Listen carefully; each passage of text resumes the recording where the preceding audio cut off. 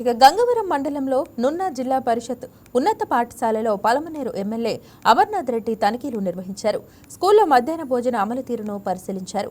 విద్యార్థులకు నాణ్యమైన భోజనం పెడుతున్నారా లేదా అని విద్యార్థులను అడిగి తెలుసుకున్నారు.